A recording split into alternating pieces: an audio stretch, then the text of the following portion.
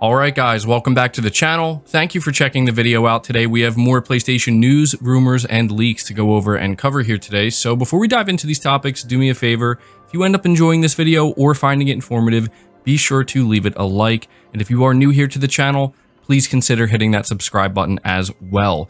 We're starting here talking about Bend Studio and how they have apparently grown their studio to over 150 developers. This was revealed over on their website, specifically their careers page, and it says, quote, "As we grow our team for the next generation of AAA games, we are seeking new talent to join us in beautiful Central Oregon. We are over 150 strong from backgrounds as diverse as games, film, TV, illustration, advertising, and marketing. We share a drive for quality and originality in all we do."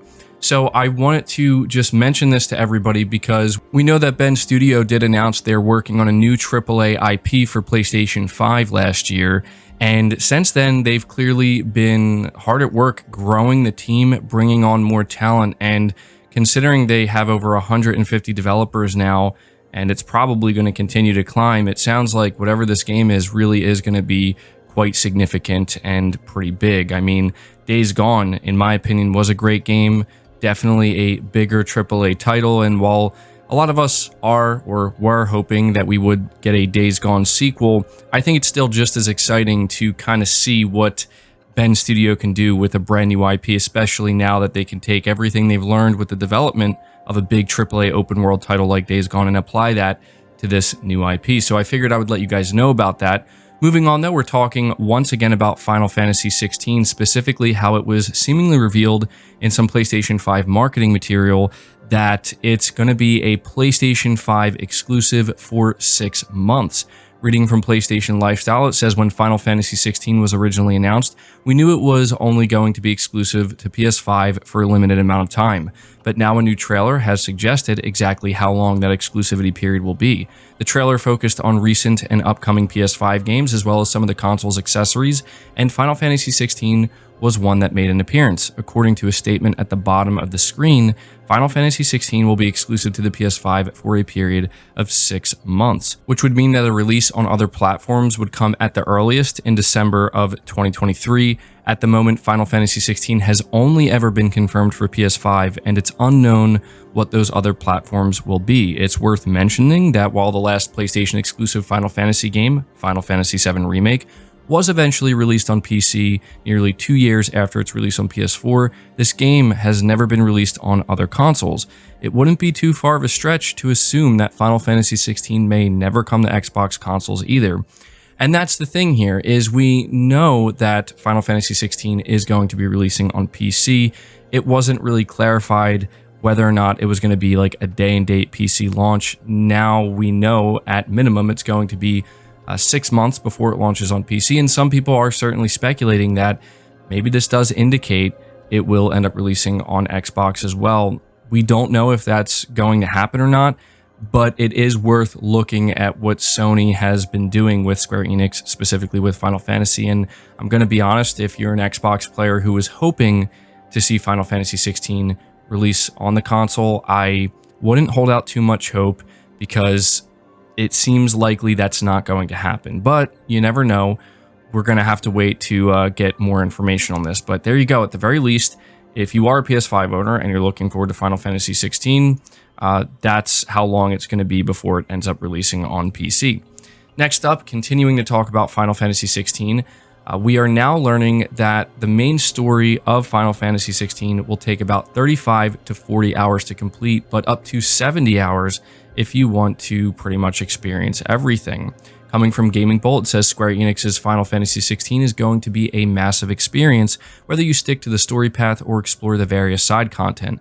But what can fans expect in terms of playtime? In a new interview, it was revealed by the game's director that the story should take about 35 to 40 hours to complete. While the post-game has been mentioned, the truth is that during the campaign, there will be plenty of optional content to explore as early as the first playthrough. You will be able to experience most of these without having to complete Final Fantasy 16 first, though the director does say that he doesn't have an exact estimate. The overall playtime should reach around the 70-hour mark or so when factoring in side content. So there you go. If you were wondering how long it's going to take to complete the main story of Final Fantasy 16, it's going to take a good chunk of time, 35 to 40 hours total. But if you're somebody who wants to do all the content, all the side stuff, all the side missions, you're looking at likely 70 plus hours. So let me know your thoughts on that, and let me know if you plan to complete Final Fantasy 16 in its entirety. Next up, we're talking about Sony confirming that the PS5 price increase has not impacted demand for the console thus far. Again, from PlayStation Lifestyle, Sony has confirmed what analysts already predicted. The recent PS5 price increase hasn't dented demand or sales yet. Sony chalked the hike price up to fluctuating exchange rates and a volatile global market.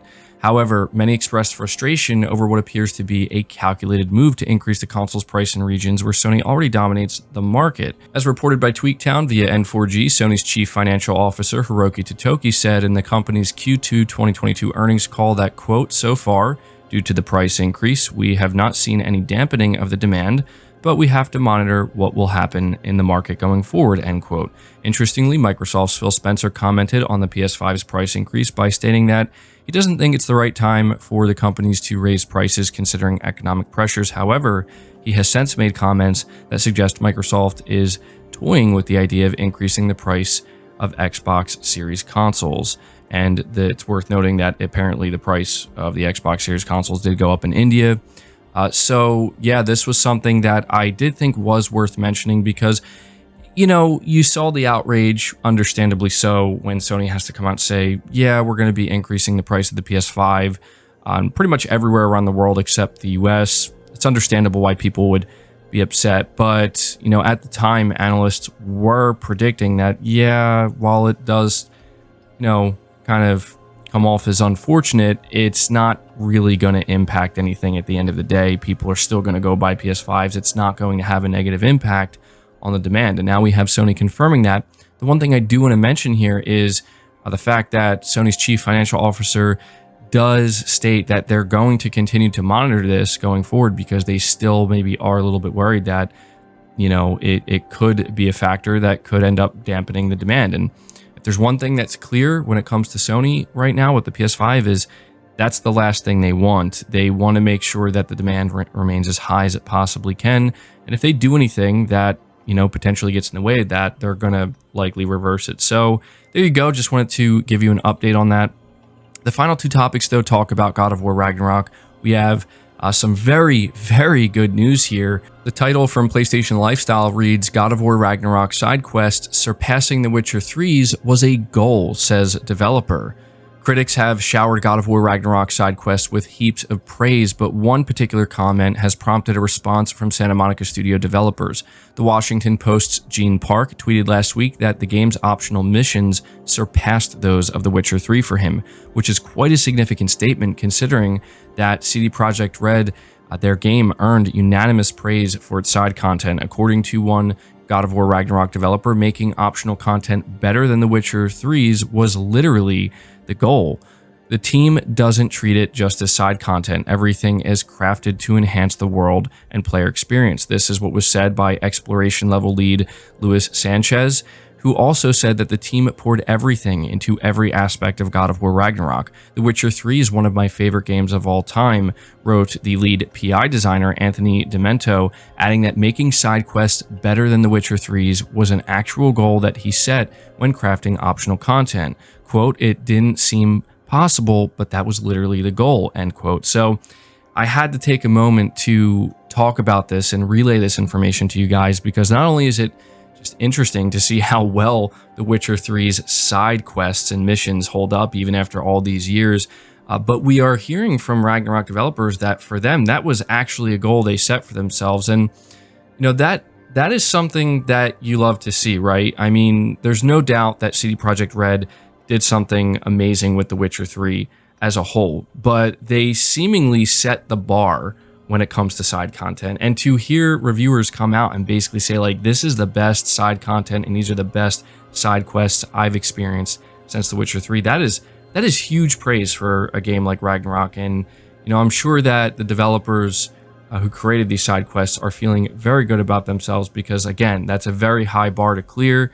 And so it just gets me all the more excited. But the final topic for Ragnarok I want to let you guys know about has to do with the trophies. The spoiler-free list has been revealed.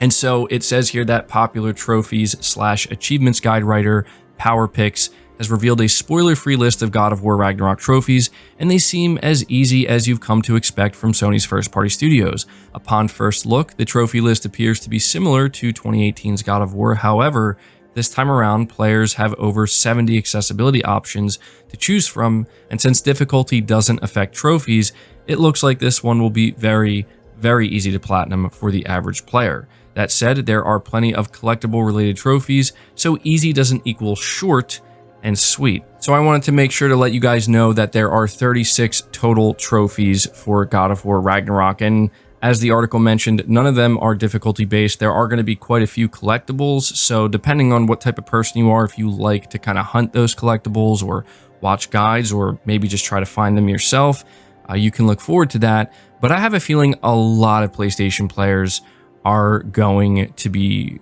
attempting this platinum, and most of you who are attempting it are likely going to be able to achieve it. Me personally, I'm definitely going to go for this platinum, and I'm really looking forward to it. You know, I'm looking forward to just kind of experiencing everything that God of War Ragnarok has to offer, and kind of trophy hunting I feel like is a good way to facilitate that. So there you go. That's all the news and info I have for you guys today. Again, if you did enjoy the video, be sure to leave it a like. If you are new to the channel, hit the subscribe button. Be sure to hit that bell notification icon, and feel free to share the video out on top of all that. But until next time, guys, take care.